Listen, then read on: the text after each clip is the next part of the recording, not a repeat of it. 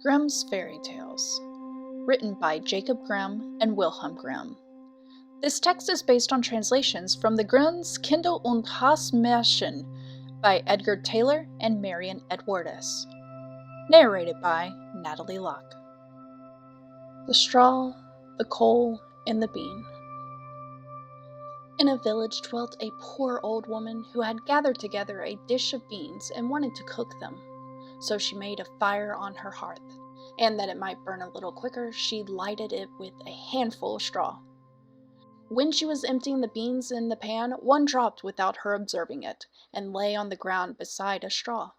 And soon afterwards a burning coal from the fire leapt down to the two. Then the straw began and said, "Dear friends, from whence do you come here?" The coal replied, "I fortunately sprang out of the fire, and if I had not escaped by sheer force, my death would have been certain. I should have been burnt to ashes." The bean said, "I too have escaped with the whole skin, but if that old woman had got me into the pan, I should have been made into a broth without any mercy, like my comrades." "And what would be a better fate than having fallen to my lot?" said the straw.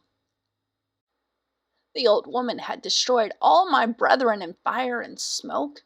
She seized 60 of them at once and took their lives. I luckily slipped through her fingers."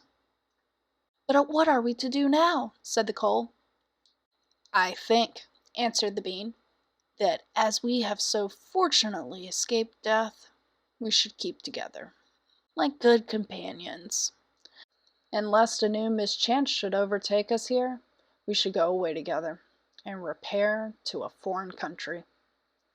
The proposition pleased the two others, and they set out on their way together. Soon, however, they came to a little brook, and as there was no bridge or foot-plank, they did not know how they were going to get over it. The straw hit on a good idea, and said, "I will lay myself straight across, and then you can walk over on me as on a bridge." The straw therefore stretched itself from one bank to the other. The coal, who was of an impetuous disposition, tripped quite boldly on the newly built bridge. But when she had reached the middle, and heard the water rushing beneath her, she was, after all, afraid, and stood still, and ventured no further. The straw, however, began to burn, broke in 2 pieces, and fell into the stream. The coal slipped after her, hissed when she got into the water, and breathed her last. The bean, who had prudently stayed behind on the shore, could not but laugh at the event, was unable to stop, and laughed so heartily that she burst. It would have been all over with her, likewise, if, by good fortune, a tailor who was travelling in search of work had not sat down to rest by the brook. As he had a compassionate heart, he pulled out his needle and thread, and sewed her together. The bean thanked him prettily, but as the tailor used black thread, all beans since then have a black seam. You've just listened to Grimm's Fairy Tales, The Straw, the Coal, and the Bean, as narrated by myself, Natalie Locke.